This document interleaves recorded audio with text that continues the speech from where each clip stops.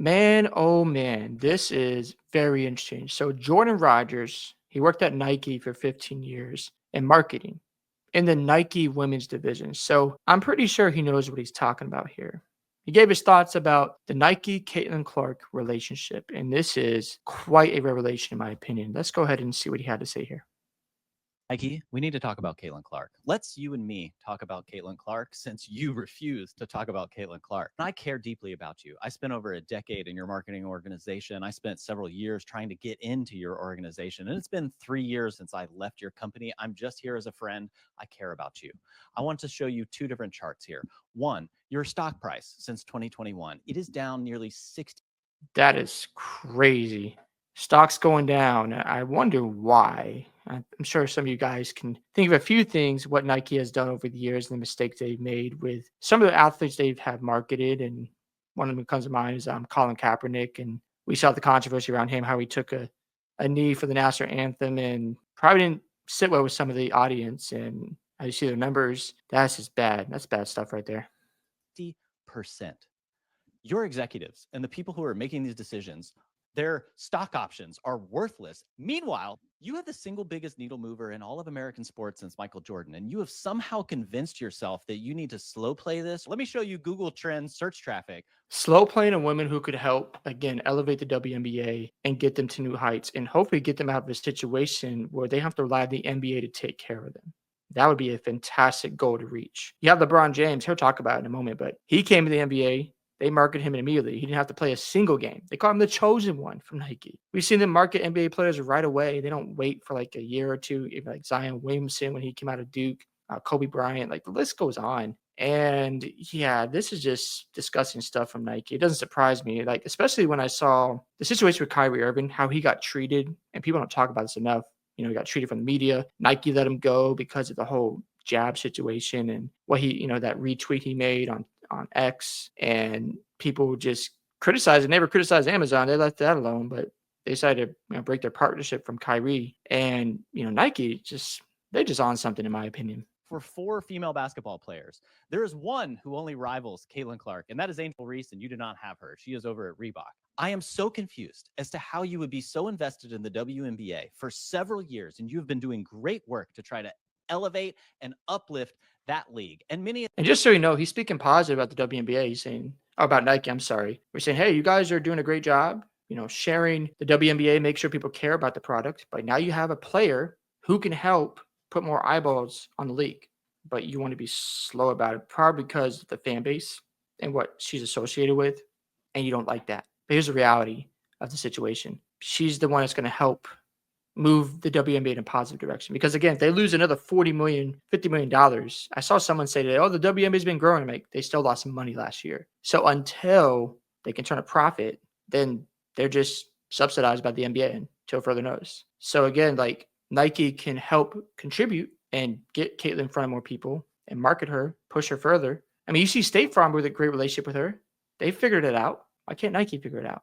I just don't understand that. Of the athletes there, but this seems like you have convinced yourself that this needs to be an either or conversation. And we never have an either or conversation in the men's sports. You have like 10 signature athletes. Half of them don't deserve a signature shoe.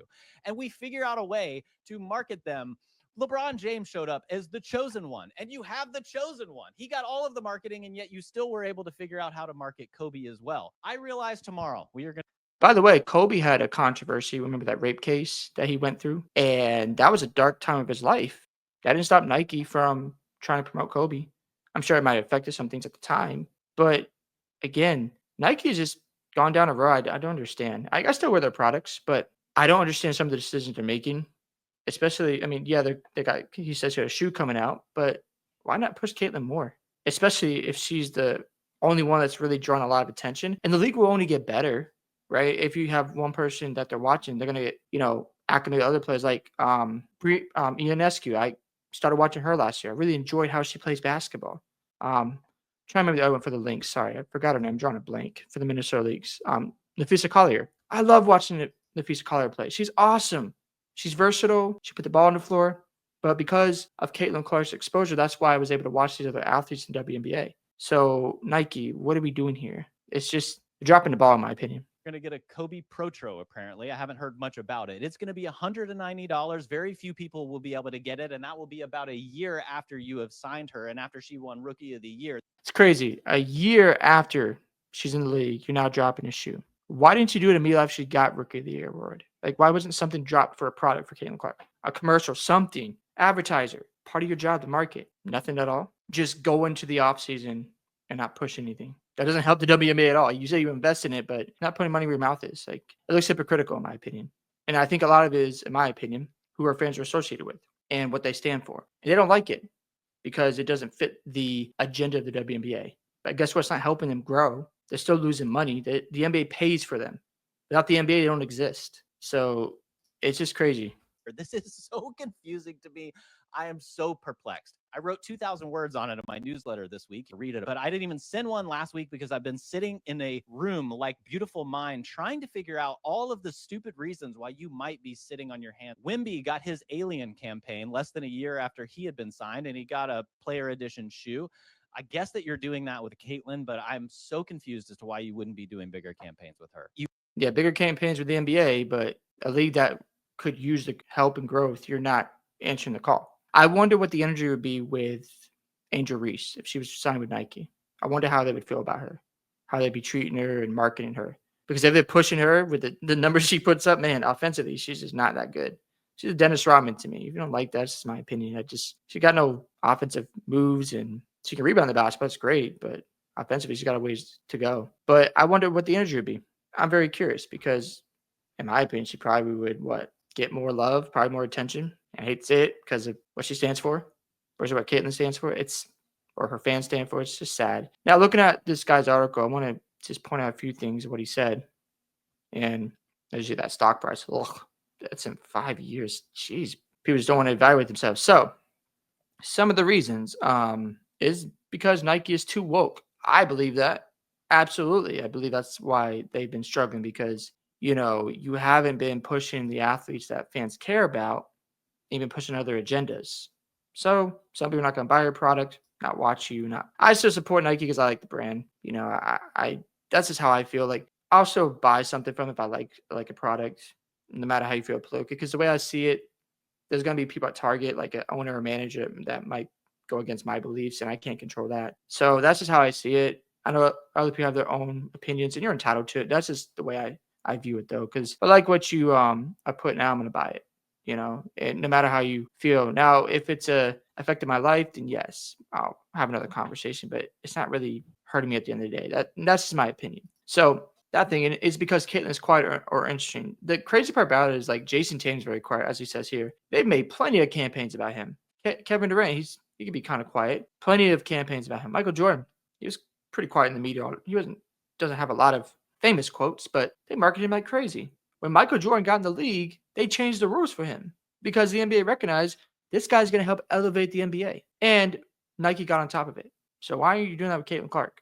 So you want to wait for another generation, or maybe not a generation, a player like her, I think she's generational, who could help shift some things, really move the needle in the WNBA. But their own league is just getting her right, and even Nike. So I don't understand why you're waiting, because the longer you wait, fans are just going to walk away. You already see the investigation that's turned off some fans already. Caitlin Clark's not playing. Ratings are down. Ticket prices are down. And you're just sitting on your thumbs doing nothing. This is not ideal. And it's not an excuse. Like, whatever excuse they have is just whack. It's dumb. And even like all this went on with the investigation, the WNBA they're not in a bad spot, but did they really gain a ton of momentum? Some, but they still have to build it up. It happens organically. So I don't get what Nike's trying to do here, what the reason is, but it's inexcusable. And I think a lot of it just comes down to like the fans. They don't want to, associate themselves. But other companies have figured out, like State Farm. I see Caitlin Clark in a lot of commercials with State Farm. They don't care because they know it will help their brand. They know it will bring, money to their insurance or put money in their pockets because they understand Caitlin Clark is a great name that people like to talk about. Some people don't like her. Some people are obsessed with that girl. It's weird energy. But that's comes to the territory. Anytime it's like a generational talent or somebody can shake things up, there's going to be haters, just to be expected. But yeah, love to hear thoughts about this whole situation with Nike, why they're sitting on the sidelines, not really marketing Caitlin Clark. Love to hear reasons about that. Don't forget to like and subscribe to the channel. Make sure you also share the video, and I'll see you in the next one.